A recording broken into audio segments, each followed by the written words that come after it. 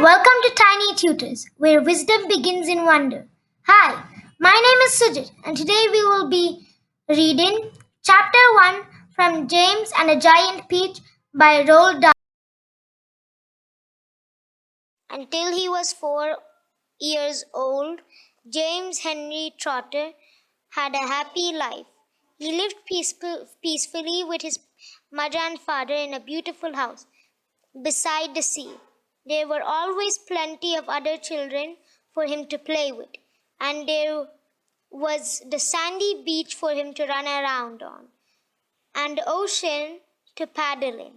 It was the perfect life for a small boy. Then one day, James' mother and father went to London to do some shopping, and then a terrible thing happened. Both of them suddenly got eaten up in full daylight, mind you, and on a crowded seat by an enormous angry rhinoceros which had escaped from the London Zoo. Now, this, as you can well imagine, was a rather nasty experience for two such gentle parents. But was long it in then but in the long run it was far nastier for James than it was for them. Their troubles were all over in a jiffy.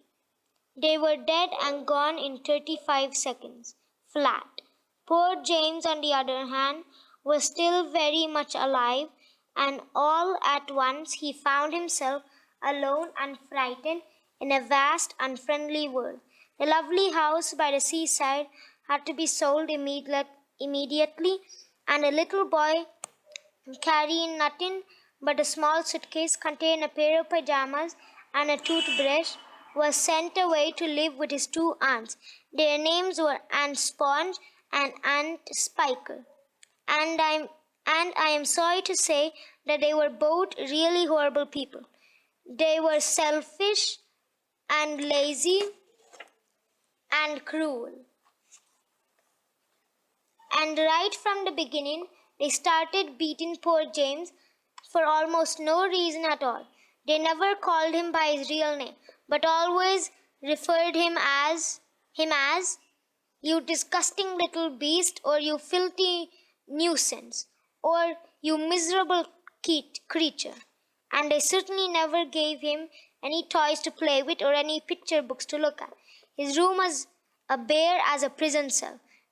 They lived, and Sponge and Spiker, and now James as well, in a queer ramshackle house on the top of a high hill in the south of England.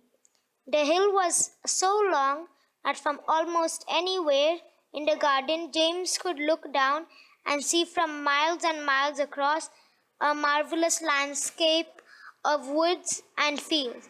And on a very clear day, if he looked in the right direction, he could see a tiny gray dot far away from the horizon, which was the house that he used to live in with his beloved mother and father, and just beyond that, he could see the ocean itself, a long thin streak of blackish blue like a line of ink beneath the rim of the sky. But James was never allowed to go down off to the top of that hill. Neither Aunt Sponge nor Aunt Spiker could never be bothered to take him out herself, not even for a small walk or a picnic, and he certainly wasn't permitted to go alone. The nasty little beast will only get into mischief if he goes out of the garden, Aunt Spiker had said, and terrible punishments were promised him, such as being locked up in the cellar with the rats for a week if he even saw much as dared to climb over the fence.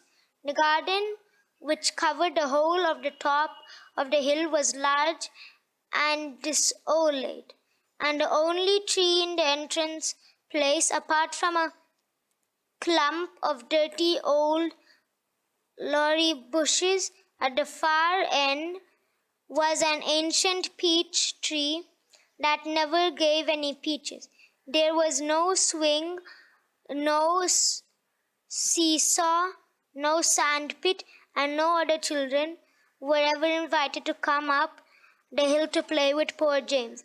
There wasn't so much as a dog or a cat around to keep him company. And as time went on, he became sadder and sadder, and more lonely. And he used to spend hours every day standing at the bottom of the garden, gazing wistfully